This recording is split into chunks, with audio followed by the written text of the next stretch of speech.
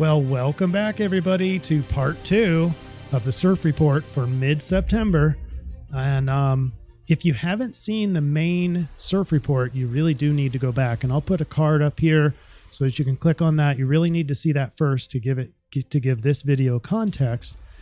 But definitely do come back because there's a couple big updates that you're not going to want to miss. One in the Rave Mandala, and the Rave I consider to be the real accurate between. It always seems to be in between the influence and the solution. It's like the melding of the two together. So I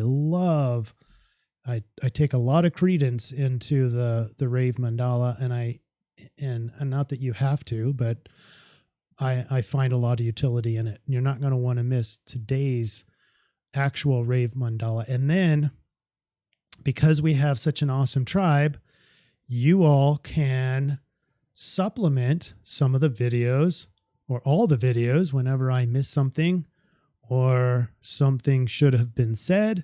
Then there's always someone to help pick up the pieces. And let's see here. Okay, so ultimately the summary slide here doesn't change. The influence is all the same. The astrology, unless I made a mistake up there, and you guys can let me know. And I don't harbor any anger or any irritation if I've made a mistake. We've done it before, even on an eclipse even. So what we really want is the truth. And I don't want you guys just believing everything I say. Do your research.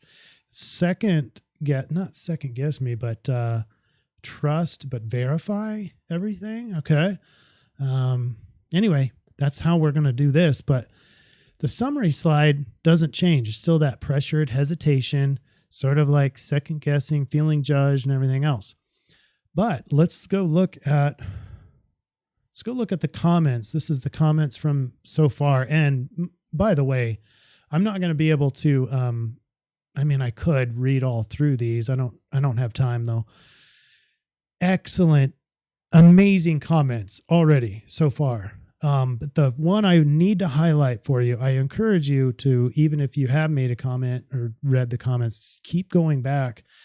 This tribe really is incredible. You guys are amazing in the comments, and you don't have to have an amazing comment to comment. Even I'm here and thank you for your work. Like Northern Lady says, God bless you and yours. Perfect. This is just amazing, and it helps the algorithm. But let's get to it. No One You Know says Tuesday, 9/21. 3:21 p.m. Eastern Daylight Time. That's Eastern Time. I normally do mine in Central Time, so keep that in mind. This is 3:21 p.m. Eastern Time is Mabon, and this is the fall equinox. Focus is on the harvest. If you haven't attended to this yet, your window of opportunity is narrowing to stock up on shelf-stable preps for what could be a strange, rough winter.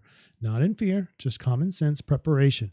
And then goes on to talk about the meaning of the degrees of where the sun is and where the moon, no, that's just where the sun is. And so it means having an urgent task to complete. A person doesn't look to any distractions. That goes perfectly into this week's CIRF report. I knew I was missing something, but that's why it's awesome to have you guys helping to make sure that I don't miss these things. Now, the next thing we need to do, so the influence is still the same, but you need to add in the fall equinox, what we just talked about. That pressured hesitation. It's like, I know what I need to be doing, but I don't know if it's, I'm second guessing myself, etc. But we really need to talk about the Rave Mandala and then ultimately update the solution to include the Rave. So let's go back to this slide. This is our conversion slide. And you remember when I talked about where this is the full moon on the 20th. This is the day before the fall equinox. And I talked about 28 degrees, Pisces, 14 minutes. Well, I know what I did is just I misplotted it, and it ended up in the Rave Mandala hexagram that runs just prior to where the moon actually is at the time of the full moon.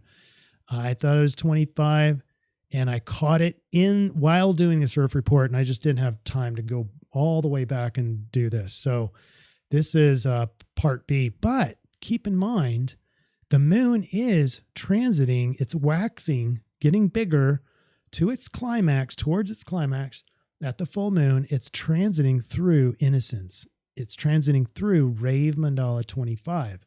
So I have that here, and I'll deselect this so you can take a snapshot of it. But this is all day. This would be starting around 6 a.m. Central Time. Around 6 a.m. Central Time is where it would start here and proceed through this rave and then into 36, because you can see 28 degrees, 14 minutes. It was only 1 minute off. So just before it waxes completely into its climax full moon, perfect exact full moon, it will go into line 6. In other words, it'll start hexagram 36. So so first of all, don't dismiss 25. You can work with this leading up to it, but ultimately this full moon is going to be stamped with, so a little bit longer period of time. Some people would say a full month. Some people might say until the next new moon. I don't know. I don't work with the moon a whole lot. So use what your intuition says, or whatever source you're getting. But here's the stamp on the rave, is the gate of crisis. The potential of recognition through feelings leads to the possibility of change. No gates are under greater pressure than 22 and 36. The darkening of the light. These are the only two conceptualizing gates which have direct access to the throat and can manifest directly as action. There it is again. We know that we need to do something. It's just that pressured hesitancy. So let me continue. Since it is emotional energy, the pain and hope wave that conditions this definition, rather than possible emotional awareness that lies within the wave, the outcome is often destabilizing for the individual and for others. That's confirmed with the T-square and the crazy full moon energy. So we have, according to the rave, immensely more craziness to expect, destabilizing for everyone else because they're not aware of what's happening here. Only in this way, the 36th gate of the crisis, only in this way is the 36th gate of crisis. Change and changes in feeling are natural to the abstract process. This is an experimental circuit. The ultimate role is to be a witness, to remember and reflect. Wow. So you went from psychic attunement from the previous line and gate to now the ultimate role is to remember that moment and reflect on it. The shift of feelings determines the ending of a cycle, nothing more, but this can only be recognized through awareness. The energy overwhelms this possibility, and change becomes either something that is dreaded or embraced and fuels a life of expectations and inevitable crises. Now, that's not for us. Just the life of this energetic stamp of the full moon, and some people would say plus or minus 24 hours of this full moon, so real condensed. But even then, that's much longer than how long this moon will stay in this particular gate and line. So minimum probably 3 days worth of this energy, worth of this gate, because it's what the moon is going to be at its climax. Now, wait for this. The line is just inside justice. Just inside justice. Let me see here. The rule of cycles in which decline is a natural but enduring stage. The inevitable survival of right. Now listen here. Listen up. This gives me chills when I saw this. The knowledge and attendant faith that the powers of darkness eventually destroy themselves. Those whom the gods wish to destroy, they first make mad. The correctedness of crisis when it arises out of pure feelings. Then on the downside, a profound sorrow and cynicism that is not diminished by the understanding that darkness is self-annihilating. The sorrow or cynicism that comes with seeing that despite the correctness of the feelings, there is always crisis. So what do we do with these? There's these decrements and we have the increments and, excitation and decrement. The excitation is manifested here by Jupiter. And Jupiter, as we know, is in some really nice alignments, especially with Mercury in a trine. So easy energy. This looks more favorable. Keep in mind that the I Ching and the Rave and the human design is never about all good or all bad. There's an energy there, and then it's up to you to do something with it. So it's sort of like that timeline last week that we talked about. It's not what the energy is that determines the outcome. It's how you deal with the energy. And the Saturn, remember, so this decrement here is, or fall is associated with Saturn, and Saturn is in a very tough situation here, and it's in a trap. Now it's a loose trap. It's not quite as tight as, remember, all those Mercury alignments, but Saturn is in a T-square. You have to acknowledge that, and that's going to be trapped energy, and you're going to feel trapped in this needing to do the right thing, needing to be proper, status quo, maybe just problems and hurdles, things that you've got to deal with, that sort of, and struggle with. That's all Saturn. So in this case, if you spend all that time in that struggle, then you might have a risk of seeing that there's no way that the darkness can be self-annihilating. In other words, you just can't be even aware of it. And then the other downside is that you have this impression or feeling or sensation that there's just sorrow and cynicism, and there's always going to be the crisis.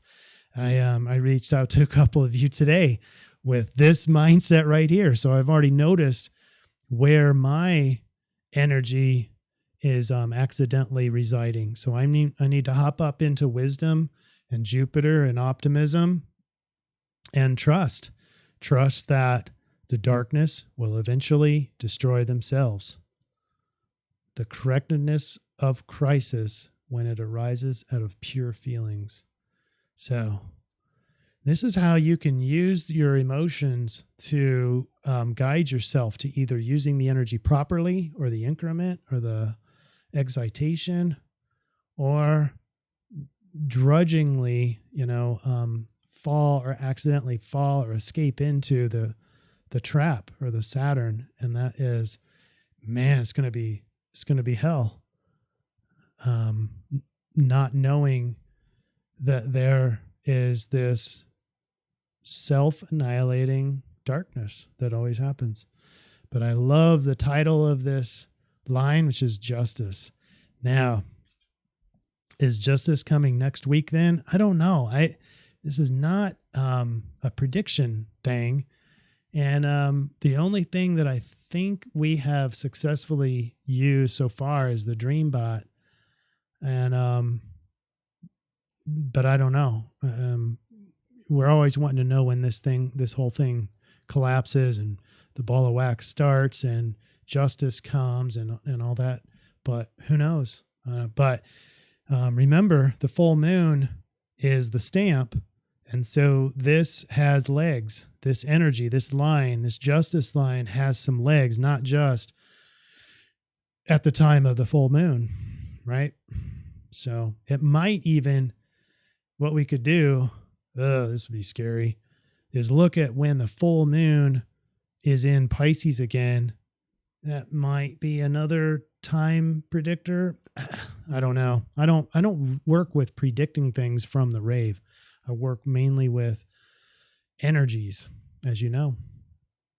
So, but as the correlation that no one you know pointed out with the fall equinox and the focus is on the harvest, that makes sense. The harvest, the fall period is all about getting your root vegetables out, getting them stored and getting them ready for winter.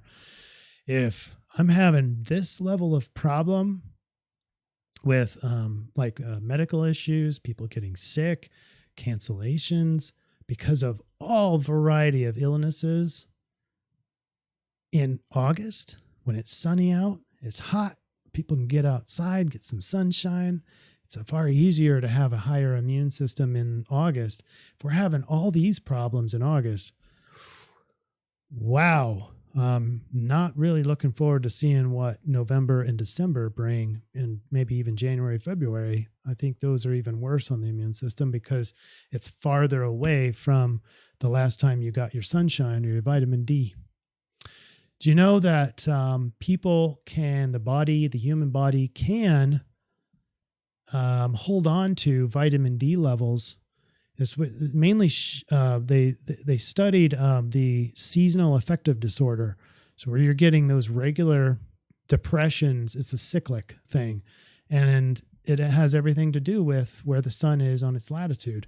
So it's harder to get vitamin D in the winter for most places, and it's easier to get vitamin D in the summer. But the people who did get the summer sunshine had far less seasonal affective disorder running into the wintertime. Why is that? Well, apparently that vitamin D level can be just enough to keep you to stave off depression and may go into the immune function. I know, immune, that's sort of like a bad word anymore. Lastly, I hope that helps, but lastly, I'm noticing a lot of communication problems, and it's an uptick. Absolutely an uptick. There was a problem over at Rumble. Hopefully Rumble is playing. I'll put those links as well. By the way, if you haven't subscribed over to Rumble, I am seeing some things, some problems. So people can't post some comments. It might just be a matter of time where YouTube goes down. So at least get over to Rumble and subscribe over there just so you're there. I know I see a lot of you, or some of you are double viewing, and thank you. I really appreciate that. Let us see it now. Says J7 on Telegram can no longer forward links to your Telegram. FYI. Thanks for the shout out. Please let me know what that means. I'm not sure what J7 means on Telegram. So if you could help me out there. I'm not sure what to do with that. I know it's just an FYI, but that seems weird. Is anybody having problems with forwarding Telegram stuff? So any problems with commenting on YouTube? There was another comment.